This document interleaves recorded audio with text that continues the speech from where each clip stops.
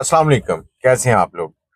आज आपसे थोड़ी सी बात करना चाहता हूँ कि हमारी जो स्क्रीन की लाइफ है और जो हमारी रियल लाइफ है उसमें कितना डिफरेंस होता है। मिस्टर पतलू जो कि टिकटॉक का किंग माना जाता है, आज से कुछ 4-5 साल पहले वो एक शादी करता है और शादी भी एक 3-4 बच्चों की माँ से करता है। और कितना अजीब सा वो बयान दे रहा है कि वो शादी उसने जो की थी वो सिर्फ और सिर्फ दोस्तों के साथ बहकावे में आ गया था, इसलिए वो शादी कर ली थी। मैं कहता 4-5 बच्चों की माँ के साथ कैसे रह सकता हूँ। यकीनन 4-5 साल पहले पतलू को कोई नहीं जानता था और पैसा भी नहीं था। मुफलसी नॉर्मल जिंदगी, एक नातें पढ़नी, कहीं पे डांस करना, गलियों में खड़े होकर नाचना। उसकी पुरानी वीडियोस आप निकालें तो बड़ा उसमें वो नजर आता है। अब आम अगर बताऊं तो ये शादी अगर वो मिस्टर पतलू को ही देख लिया जाए कि दोस्तों के साथ मिलके ये कर ली, तो वो सिर्फ और सिर्फ एक इस वजह से की गई कि एक नेशनैलिटी मिल जाए, क्योंकि राबिया असलम जो है वो दूसरे कंट्री की नेशनैलिटी होल्डर भी है। अब उनके साथ कुछ मामला इनके तय आ गए। अब जो बात मैं असल करना चाहता हूँ वो आपने समझनी है। बात यह है कि हर चमकती हुई चीज सोना नहीं होती, और हर सोना जो है चमकता हुआ वो सोना ही नहीं होता, वो पित्तल भी निकल आता है। लू, अगर आप इनको देखें तो सोशल मीडिया के ऊपर बड़े वायरल हुए हैं, और पाकिस्तान के अंदर हर चवड़ मारने वाला बंदा जो है ना वो वायरल हो जाता है। ये हकीकत है। और इसी तरह से मिस्टर पतलू साहब का भी कोई सानी नहीं है। इनसे जितनी मर्जी चवड़े मरवा लो, अल्लाह ने इनको इज्जत दी, दौलत इन पे मेहरबान हुई, और ऐसा वक्त आया कि दूसरों की शादियों में जाकर ये लोग 5-5 हज़ार की जो दथियां हैं पैसों की वो उड़ा रहे हैं। अब वो दथियों के पीछे क्या कहानी होती है वो भी एक अलग चीज है। मैं जैसा कि शुरू में बता चुका हूं कि सोशल मीडिया या स्क्रीन वाली या रील वाली जो जिंदगी है ना, ये रियल लाइफ से बड़ी डिफरेंट है। हम लोग सिर्फ ये देखते हैं कि वहां पर जो दथियां उड़ाई जा रही हैं वो उड़ाई जा रही हैं, जबकि उनके अंदर भी गड़बड़ होती है।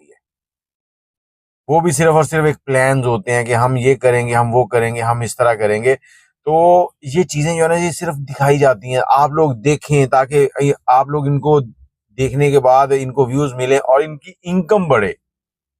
असल कहानी होती है ये।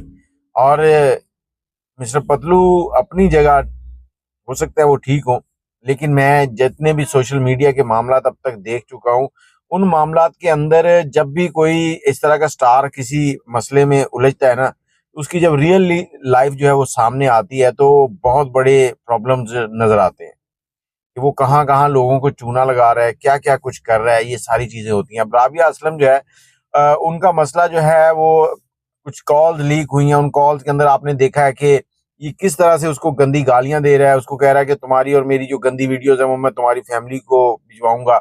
अगर भाई पेपर मैरिज ही थी तो फिर वो तुम्हारी और उसकी गंदी वीडियोस कैसे बन गई? मियाँ बीवी वाली वीडियोस बनी कैसे हैं?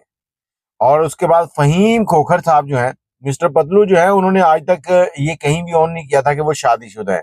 बल्कि एक टीवी चैनल पे बैठ के कहते हैं कि अगर कोई लड़की मेरा हाय का मैसेज भी दिखा देना तो मैं इतने मिलियन दिरहम जो है वो उनको इनाम में दूंगा, जुर्माना दूंगा मैं। भाई, इस वक्त अगर कोई कह भी देना कि मैंने आपने मुझे इतने दिए, इतनी बार हाय कहा, तो आप मानोगे नहीं, आप कहोगे ये फेक है। ये मामला भी आ जाते हैं। अब फहीम खोखर साहब ने, इनकी शादी, उनके पास केस आया, उन्होंने वो केस अदालत में उठाया। उठाने के बाद मिस्टर पतलू साहब जो हैं उनको तनकीद का निशाना बनाया गया। फिर मिस्टर पतलू साहब ने फहीम खोखर साहब से डायरेक्ट कॉल पे बात की। फहीम खोखर साहब ने जहां तक बात थी पहली वीडियो की वो तो ठीक थी, लेकिन ये जो उनकी पर्सनल वीडियो थी ये उन्होंने क्यों डाली उसकी वजह वही बता सकते हैं, लेकिन डालनी नहीं चाहिए थी। अगर एक बंदा उनसे बात कर रहा है उसकी वीडियो बनाकर, क्योंकि उस वीडियो के अंदर पतलू साहब मान रहे हैं कि हाँ मैं उनसे सेटलमेंट कर रहा हूँ, मेरी उसके भाई से बात हो गई है, तो उनके साथ हम बैठ के मामला तय कर रहे हैं। और खोखर साहब कहते हैं कि अगर आप मामला तय कर रहे हैं तो फिर ठीक है, अब मेरा जो क्लाइंट है वो मुझे कह देगा कि हमारी सेटलमेंट होगी तो मैं आपको तंग नहीं करूंगा, बट इसके अलावा तो मैंने उनसे पैसे लिए हैं केस केस के, और मैं आपको अदालती नोटिस भेजता रहूंगा, मैं जाती तौर पे आपको कुछ नहीं कह रहा। अब मिस्टर पतलू साहब की अगर यहाँ पे मैं बात करूं कि रियल लाइफ, अगर आपने किसी इंसान के ज़र्फ को देखना है तो उसको गुस्से की हालत में देखो। सियाने ऐसे ही नहीं बातें बना के चले गए। मिस्टर पतलू साहब को जैसे ही ये गुस्सा आया तो अब वो सोशल मीडिया पे बैठ के इतनी गंदी गालियां निकाल रहे हैं, इतनी गंदी गालियां निकाल रहे हैं कि मैं कहता हूं कि तौबा। और उसके बाद अपनी बीवी के साथ इनकी जो बातचीत हुई है उसमें उन्होंने कहा कि तुम्हारा जोई के साथ चक्कर है और तुम्हारी उससे चैट चल रही है, उसने खुद बताया कि तुम उसके साथ इन्वॉल्व हो। तो फिर मिस्टर पतलू साहब कैसे कह सकते हैं मैंने कभी किसी लड़की को हाय का मैसेज नहीं किया। बस इंसान अपना माजी जो है उसको भूल जाता है। और जिस औरत ने इसके साथ शादी की, इसके साथ पेपर मैरिज ही सही, लेकिन बीवी तो बनी थी ना, उस बीवी की इज्जत नहीं की, उसको गालियां दी। मर्द को ये जेब नहीं देता। अब ये सारा पंडोरा बॉक्स खोल चुका है। और ये जितने भी सोशल मीडिया के सितारे हैं ना, इनको जब आप कुरेदेंगे तो अंदर से कुछ ऐसा ही सीन निकलता है।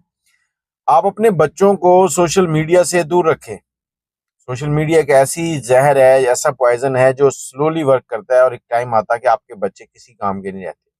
आज हमारे ये जो फैमिली व्लॉगर्स हैं, इन्होंने क्या किया हुआ है, हर शख्स अपनी फैमिली दिखा रहा है। और मैंने इवन के कुछ ऐसे लोग भी देखे जो अपनी घर की औरतों को कहते हैं कि तुम आगे आगे झाड़ू पोछा करो, वो पीछे से उनके ना हिप्स वगैरह, गंदे पोज वगैरह जो है वो दिखा रहे होते हैं। तो ये सारी चीजें जो है ना, ये नहीं होनी चाहिए। बाकी अल्लाह पाक सबको हिदायत दे, कौन सही है कौन गलत है ये वक्त फैसला करता है। और जब वक्त फैसला करता है ना, तो फिर बड़े बड़ों की बोलती बंद हो जाती है। अपनी राय कमेंट में जरूर दीजिएगा। मुझे इजाजत दें।